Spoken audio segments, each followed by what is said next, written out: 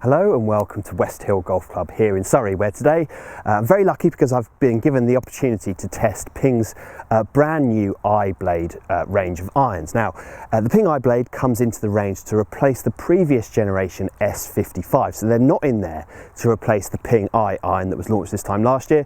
It's the S55 that they replaced, and actually the S55 was launched I think it was about 3 years ago now, and I've actually had that set of irons in my bag ever since. And the reason that I really love those irons, I think is twofold. One, because the distance control is absolutely superb. So no matter whether you've got a 9 iron or up to a 5 iron, I always felt like if I hit it well, I knew exactly how far it was going to go, and that really does help.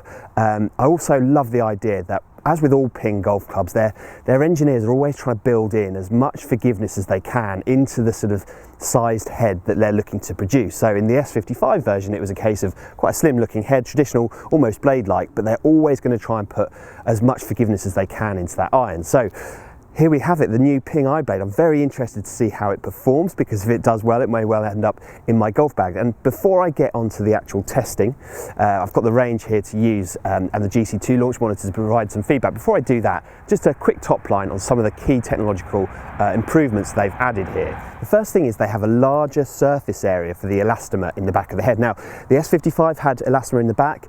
This is a larger area, and effectively what that does is it dampens down some of the vibrations that you get at impact. It should improve the feel and it should improve the sound. So it'll be interesting to see how that goes. Ping have also used a purer form of tungsten in this iron. Those of you who watch a lot of our videos will know that Ping have used tungsten for a while in their irons, but Titleist used them last year in an iron called the TMB. It was a sort of long iron replacement, I guess you'd say, or a driving iron. And the tungsten effectively helps, it's denser and it moves weight towards the periphery if you position it strategically, essentially making the iron more forgiving. Ping have got a denser version of that tungsten here to again aid the forgiveness. Now the other thing to say is that the improvements that Ping have made, when you add them up, Ping are saying that this is up to 6 yards longer in the long irons and should produce a higher trajectory. Now part of that will be down to what they've done with the lofts. Against what you might think, they've actually made the lofts weaker in the 7 to 9 irons, but they made them a fraction stronger in the 3 and 4 irons, I believe. And the reason they've done that, Ping say, is purely because of the gapping. They're just looking to help players, especially your sort of better ball strikers, your mid to low handicap players, probably low handicap players actually, really dial in their distances. Now, as I say, we have the range here at West Hill, all to ourselves. We have the GC2 launch monitor, so let's give the new Ping iBlade a hit, see what we think.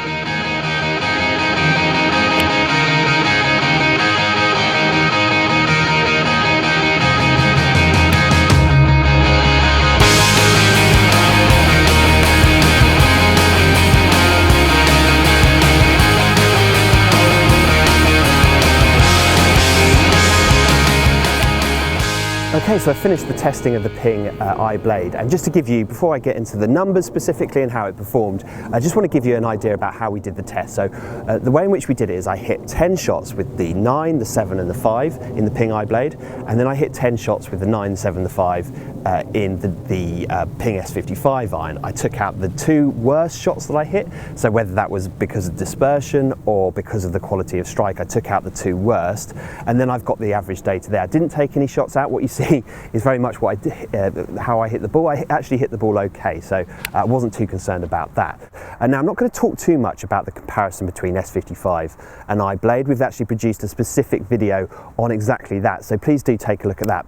I'm going to focus purely on what I thought about the Ping iBlade. Now, the first thing to talk about is feel. So if you are looking for an iron that feels great, so you're somebody that's a confident ball striker, you can shape the ball, you want to hit different types of shot, whether they're punches, whether they're draws or fades, then an iron like this is certainly aimed at you. In particular, as I'd said previously with the S55, it's the distance control. Now, if you take a look at the ball flight data that I had, you'll notice just how good the distance control was. Even the shots that I took out, okay, weren't a million miles away from the ones that you can see there on the screen. And it's that control, that consistency of distance that I think really sets an iron like this apart from, say, for instance, the Ping G iron. The Ping G iron, very forgiving, very good iron, increasingly better through the turf and more consistent with the distance. But you're just really dialing that sort of control in when you invest in something like the Ping iBlade. Okay, so let's look at the numbers. Well, I think the first thing to talk about is the carry numbers, and they're really solid across the board. So with the 9 iron, I was carrying the ball 144 on average.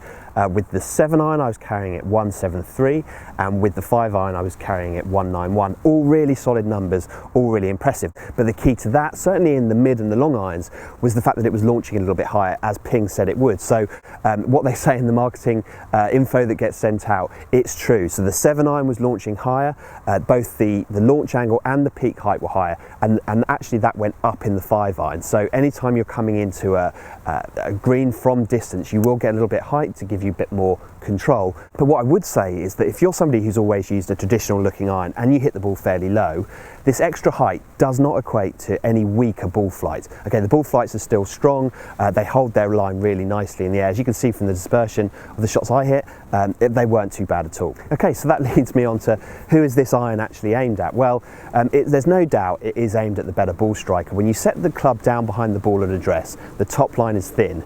And for a lot of people out there, it will make them feel uncomfortable. It will make them feel intimidated even to get a good strike on the ball. And there's nothing worse, frankly, than standing over a mid or long iron just knowing you're not going to find a good strike.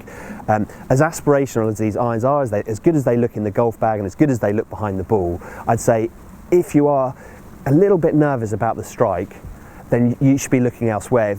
In terms of the Ping range, the iron is still in the range. It offers that little bit more confidence in terms of how thick the top line is, in terms of how much striking surface you have.